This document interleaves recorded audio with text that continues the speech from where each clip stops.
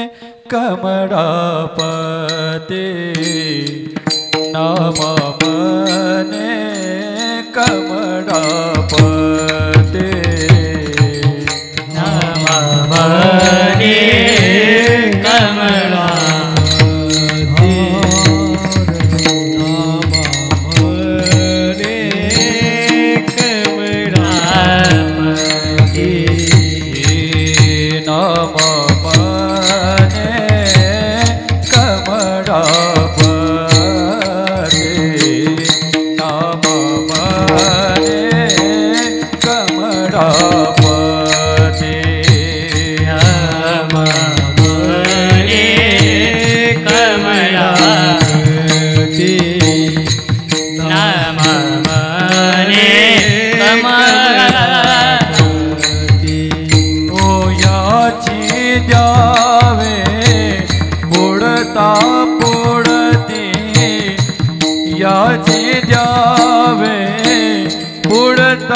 पुढते वास द्यावा पंढरीचा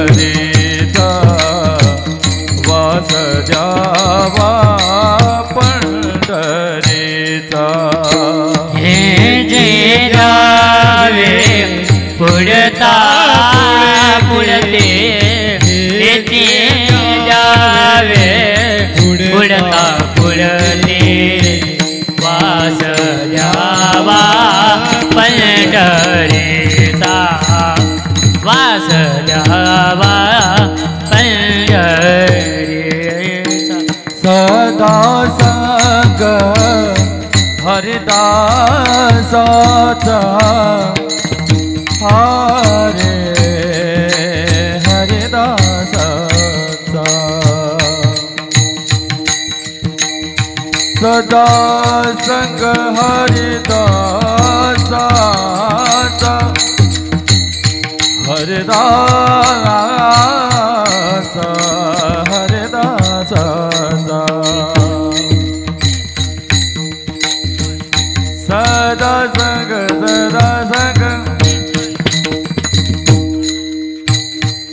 सदा संग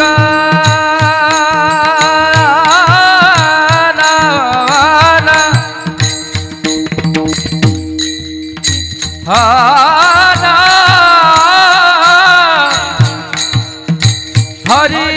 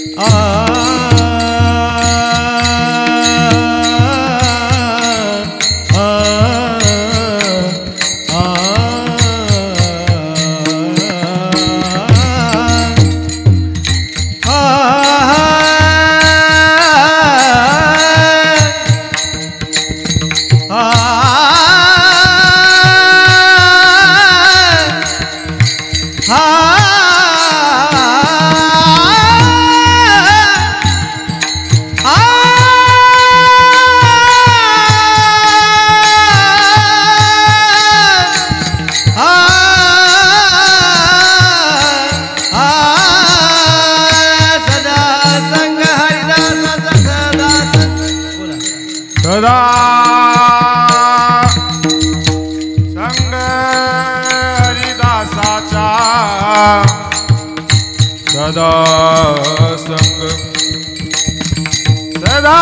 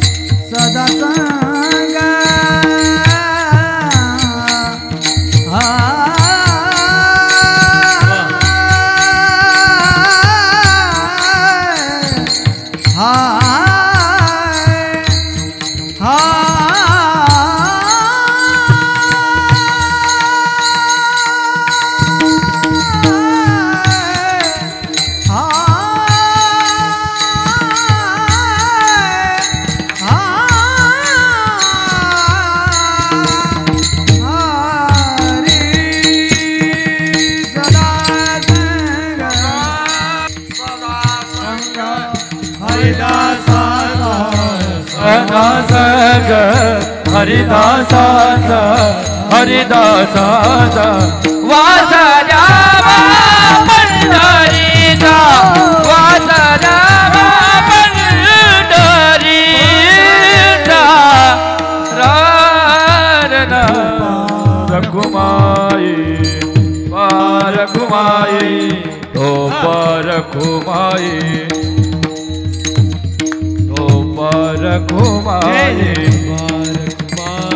ओ पारखुमाई पारखुमाई ओ पारखुमाई पारखुमाई ओ पारखुमाई तो पारखुमाई ओ पारखुमाई तो पारखुमाई तो पारखुमाई तो पारखुमाई तो पारखुमाई तो पारखुमाई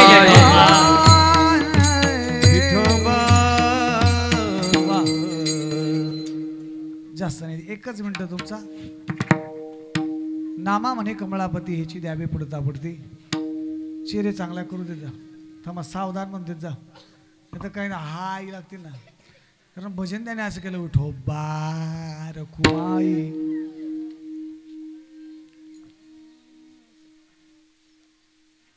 नामा म्हणे कमळापती हेची द्यावे पुढता पडती वास द्यावा पंढरीचा सदा सदा. राय गया का हार मालिश का असं का. अरे वा वा. अरे हा तुमची विठाला विठाला विठाला विठाल विठाल विठाल विठ्ठल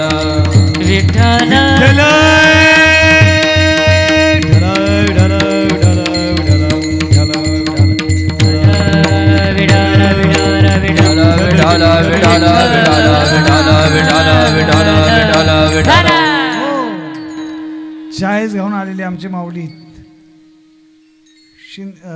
देशमुख नाही हा गणेश देशमुख. हा ना. नाही गाव तुमचं काय शिंदे शिंदे ना. शिंदी 40 गावकडचे आमचे शारंग महाराज देशमुख यांचे काकाश्री. बरोबर बरोबर. ते सुद्धा या ठिकाणी आज कीर्तनाला 40 गावून आले. हारबी 40 गावतून येणार का. वा रे वा धन्यवाद. हा दाणे दाणे पे लिखाताय 40 गावना माळी दादाना वावर मानलं फूल नाही का. आणि ते फूल इकडं आलं कुठं कापडण्यामध्ये आणि कोणाच्या गळ्यात पडलो काळे महाराजाच्या. पण नबी ते कोणा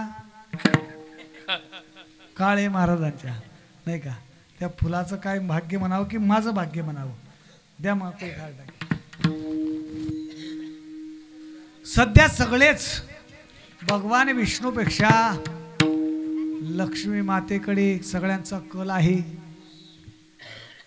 आणि हे जरी तुम्ही तोंडाने म्हणत नसतील पण प्रत्यक्षात कृतीने मात्र तीच क्रिया चालू आहे. हा म्हणून तर लक्ष्मी माता म्हणताय देवा तुमचे गिराईक कमी झालेले आहेत. आमचे श्रीत प्रेमानंदजी महाराज यांच्या प्रवचनात एक मुद्दा ऐकला होता.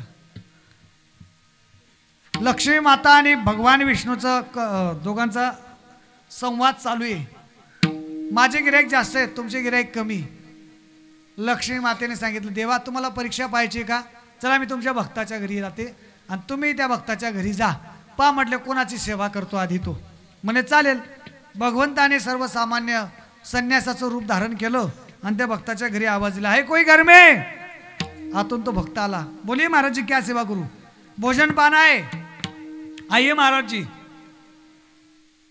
जोईतनं ताटली काढली आणि त्या भक्ताच्या हातात दिली. त्याने तिकडनं पंचपक्वानाचा बेत आणला ठेवला वाढला हवा घालतोय आणि महाराजांची अर्थात त्या देवरूपी संन्यासाची सेवा करतोय. तेवढ्यात लक्ष्मी मातेला परीक्षा पाहायची होती. देवाला दाखवून द्यायचं तर मी कशी श्रेष्ठ आहे. लक्ष्मी माताही मागून आली एका म्हातारीचं रूप धारण करून. म्हातारीचं रूप धारण करून आली आणि आवाज दिला है कोई घर में. याने तो पंखा खाली ठेवला दारात आला. पाहिलं तर एक म्हातारी वयोवृद्ध त्या ठिकाणी आलेली. बोलिए माताजी क्या सेवा करू. भोजन पाना है आइए माताजी. आसन टाकलं आणि सांगितलं माताजी बैठो मैं आपके लिए थाली परोस के लाता हूँ. बसा मी तुमच्यासाठी ताट वाढून आणते. ताट वाढून आणतो म्हटल्यानंतर असं म्हटल्यानंतर त्या म्हातारीने म्हणजे म्हातारी काही सोपी होती का. कोण होती ती? लक्ष्मी होती. ती म्हणले रुको बेटा, मी तुम्हारी थाली में नाही खाना खाऊंगी, मी तुझ्या ताटामध्ये जेवण नाही करणार, हे माझं ताट घे, माझं ताट घे असं म्हटलं. झोळीमध्ये जो हात टाकला आणि जे ताट बाहेर काढलं, कशाचं होतं ते? तुमले काय माहिती? सोन्याचं होतं.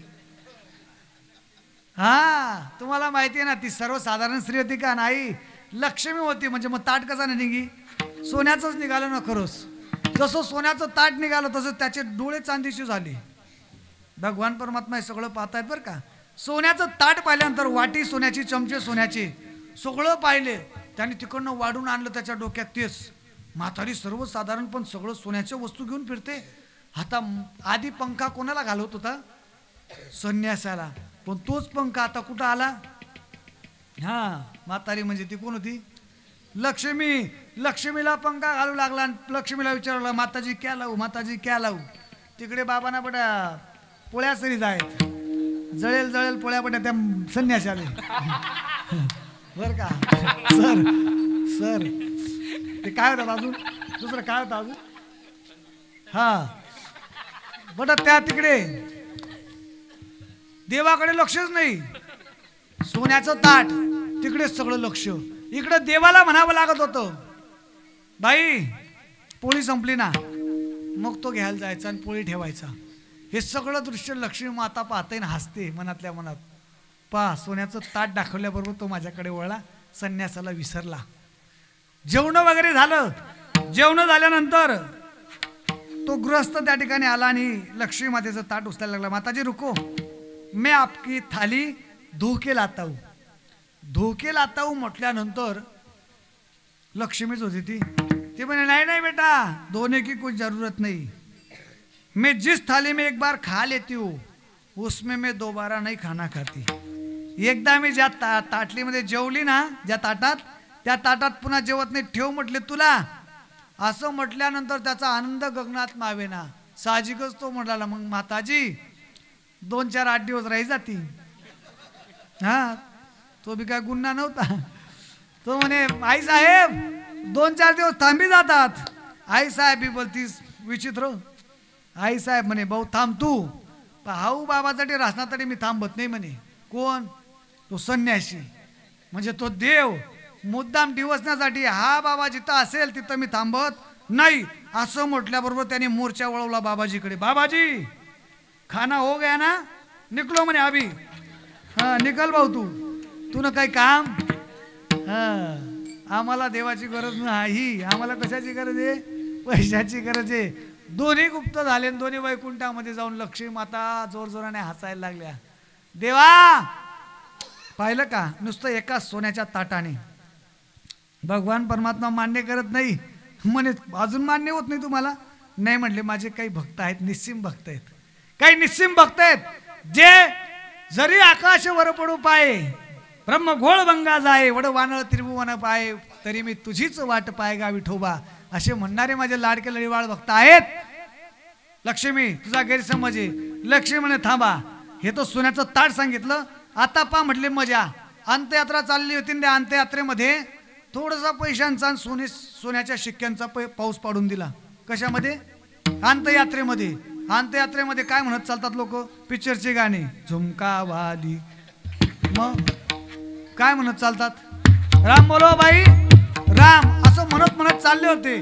तू अंत्ययात्रा काढता की चालले होते आणि वरून पाऊस पडायला लागला. कशाचा? पैशांचा आणि सोन्याच्या शिक्क्यांचा. आता मी तुम्हाला विचारतो, त्या अंत्ययात्रेमध्ये तुम्ही राहिले असतं तर काय केलं असतं? तुम्ही नाही, मी राहतो तरी तेच करतो. आपण जे केलं असतं तेच त्या लोकांनी केलं. सगळे गोळा करायला लागले ना, ते सोन्याचे शिक्के गोळा करायला लागले. सगळा गोंधळ उडाला. आता सगळा गोंधळ उडाला, सगळ्यांना कळत होतं. पण जे 4 खांदेकरी होते त्यासले काय मान फिरावता ये नाही. नेमकं मागे काय शी, ज्यावेळेस त्यांच्या अंगावर पडलं सोन्याचे शिक्के, त्यावेळेस त्यांच्या लक्षात आलं की प्रकार काय. तो तिकडचा खांदेकरी इकडच्या खांदेकरीला विचारतो, म्हणे कार बा आपण? तो म्हणे आपण उधळून येईल का? म्हणे नाही. ठेव घाल. प्रेत खाली ठेवलं महाराज, प्रेत खाली ठेवलं. लक्ष्मी माता हसते. हा लक्ष्मी माता हसते. देवा पाहिलं का लोक किती कालच्या स्तराला गेले. प्रेताला खाली ठेवलं आणि मला प्राप्त करतायत. हा महाराज ज्याच्यावर भरोसा होता निदान तो तरी. कोण? 4 खांदेकरी एक मडके धरी बाबा चालले देवा घरी. तो मडकावाला तरी त्याला तरी नियम आहे मागे फिरून न पाण्याचा, पण त्याने बी अंदाज केला बाबा गया आता पुन्हा येऊ पाऊस काही पडीन काही नाही. तो त्यांच्या पुढचा निघाला. हा त्याने तर ते मडकं रिकामं केलं आणि मडक्यातच भरायला लागला ना, कारण तो उघडा होता. शर्ट की जाणीन काय नाही काय नाही. महाराज तो त्या मडक्यात भरायला लागला. 4 खांदेकरी टाळकरी नाही ते विनेकरी मडकधरी आणि ते सगळेच गोळा करायला लागले. लक्ष्मी माता हसते देवाला म्हणते देवा पाहिलं का सगळेजण गोळा करतायत. भगवान परमात्मा नाही म्हणतायत देवा तुमचा का चष्म्याचा नंबर वाढला म्हटले, नीट पहा ना सगळे गोळा करतायत. भगवान परमात्मा म्हटले लक्ष्मी सगळे जरी गोळा करत असतील पण त्या अंत्ययात्रेमध्ये एक असा आहे की तो तुझ्याकडे डुंकून सुद्धा पाहत नाही. ते प्रेत पाहत नव्हतं. मग लक्ष्मी मातेने त्याचा अर्थ विचारला देवा याचा अर्थ काय. देवाने सुंदर त्याचा अर्थ सांगितला. लक्ष्मी याचा एकच अर्थ आहे, जोपर्यंत या शरीरामध्ये मी स्थित आहे, जोपर्यंत या शरीरामध्ये माझं अस्तित्व आहे तोपर्यंत तुला किंमत आहे. ज्या दिवशी या शरीरातनं माझं अस्तित्व संपलं त्या दिवशी तुला शून्य किंमत आहे. ज्ञानेश्वर माऊली ज्ञानराज माऊली ज्ञानेश्वर माऊली ज्ञानराज माऊली जय जय ज्ञानेश्वर माऊली ज्ञानराज माऊली तुकाराम जय जय विठ्ठल विठ्ठल जय. हरे बोलिले कुरे वेळे वाकोळे होत क्षमा पराध महाराज तो हरे नाही उच्चारिला क्षमा पराध महाराज तो तुका म्हणे ज्ञानेश्वरा रागा पाया पंके क्षमा पराध महाराज तुम्ही ज्ञानदेव तुकारा ज्ञानदेव तुकारा